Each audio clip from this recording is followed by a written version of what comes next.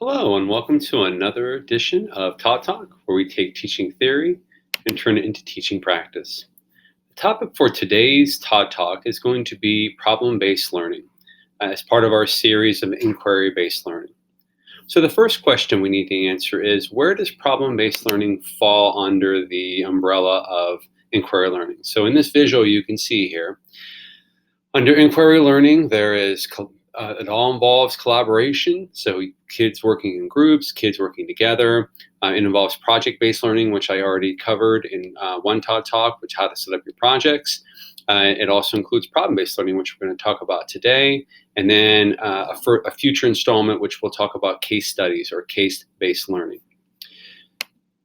The idea of problem-based learning is that it follows a cycle. So certain elements happen in problem-based learning where you put forth a problem or question, either you as the teacher do or a student does, and then they go at it. So they learn everything they can about that. This is known as sustained inquiry.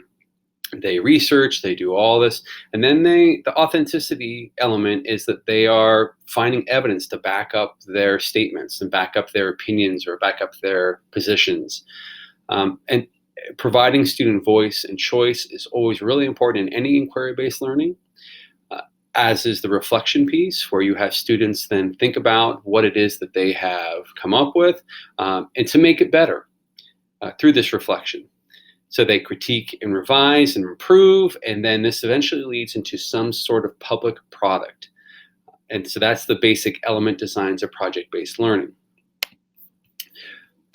Some people would think that problem-based learning works like this.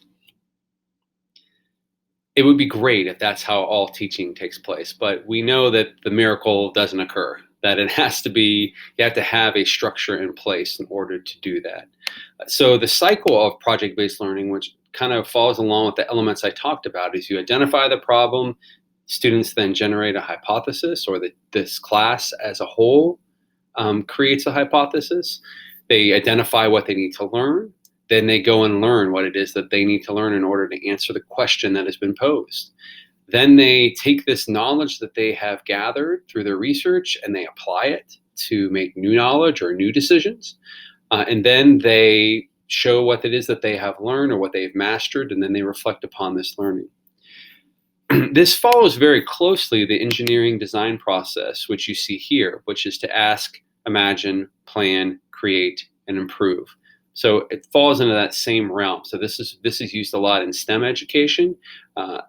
And this follows quite nicely with inquiry-based learning in general and problem-based learning specifically, where you're asking a question, students then imagine possibilities, they research or plan to answer these questions, they create an authentic piece that shows what they have learned, and then they work on improving that as well.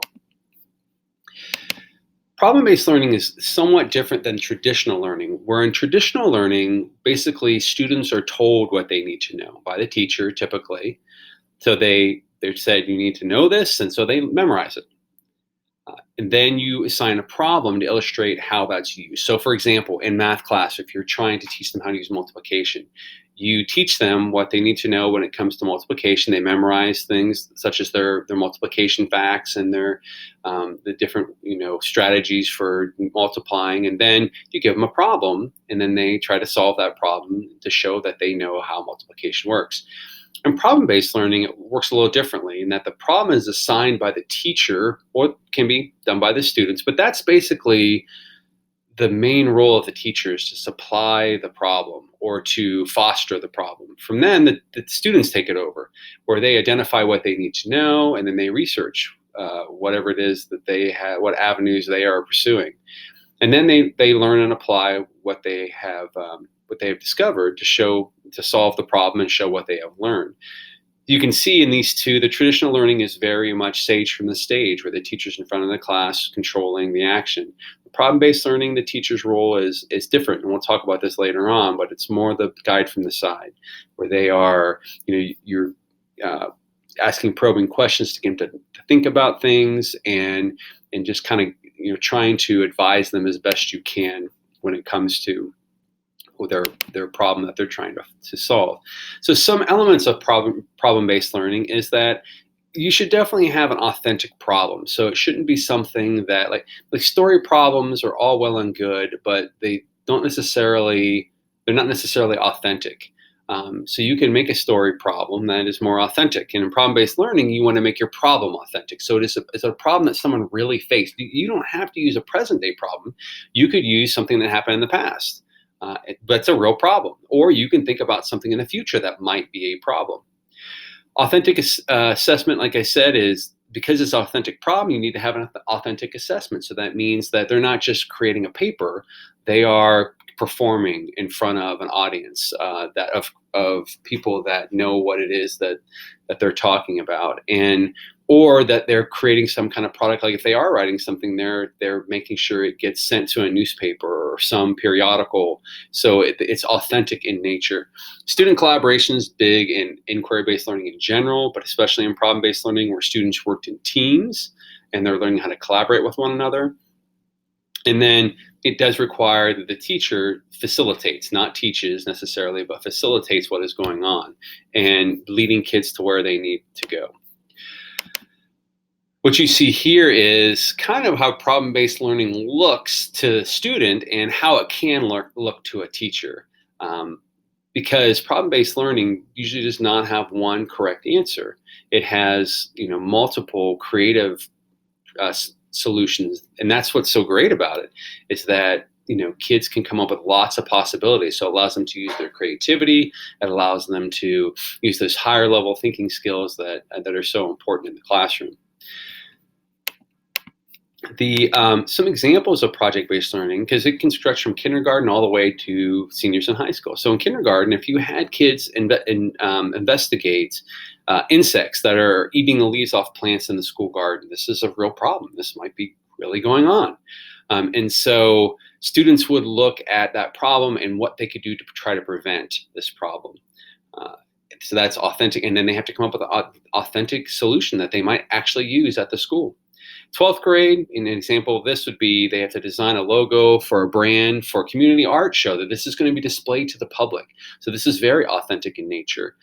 Students will have to figure out how to market and promote their plan, and then they'll have to present to a panel that decides which one is the best logo, and then that will be used for the actual art show. So these are just two examples of problem-based learning where you pose a problem and then let students come up with creative solutions. And why this is so important is that students need to solve real-world problems and in order to see the context of what it is they're learning, to see the connections. It can be very difficult sometimes because students are in kind of a vacuum when they're learning to see how what they're learning applies to the real world.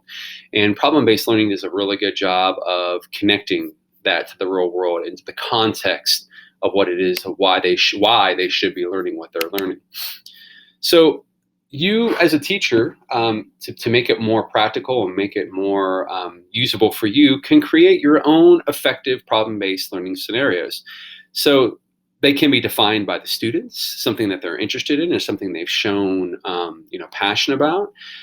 It should be appropriate to the stage of curriculum and the level of the student's understanding. So you don't want to solve the drug problem in third grade with third graders, but you could certainly look at that with older kids. And at the same time, you might tackle problems that would be more relevant to third graders than they would be higher level kids, such as, the food that they're serving in the cafeteria. That might be something that they're concerned with. Scenarios should have should be interesting to students. Obviously, if it's interesting to students, it's going to be motivating to them. And if they create it themselves, it's going to be even more, they're going to have more intrinsic motivation as a result.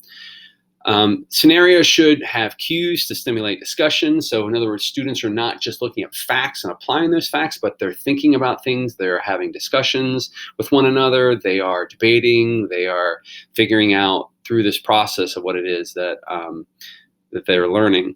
And there are some other ones in there, but the last one I'm going to talk about is they should be seeking information from various learning sources. And if you can make these authentic, that's even better. So having them interview people rather than just read about it in a book, or having them watch a webinar about something, or where they're actually just not finding facts on the internet, but they are actually going out and going to different types of sources. Even podcasts can be used for that. This falls under the idea of, if you make it real and you make it relevant, it's going to make an impact with students. So problem-based learning is really valuable because it's memorable. It sticks with students. It allows students to have an enduring understanding that we want them to have. And so if you use problem-based learning with students with a particular topic, then that topic is going to be all the more better remembered than if you just simply told them about it and asked them to memorize it. The last thing I'm going to talk about is, what is the role of the problem-based learning teacher? And it is more a facilitator. So you are guiding from the side, and that you are more of a coach. So you are, giving students resources, giving them structure, and then sitting back and watching as the process of them learning. And it's important that you don't step in too much, because part of the process is failing or not succeeding, and that's how they learn. And so it shouldn't be the teacher trying to solve problems all the time or putting out fires all the time. Students need to learn how to put out those fires and solve problems themselves. It's obviously problem-based learning. They should be able to figure out problems. So if a group is not getting along very well, be careful about stepping in immediately and trying to solve that problem. Allow the students to come up with a way to solve that problem themselves.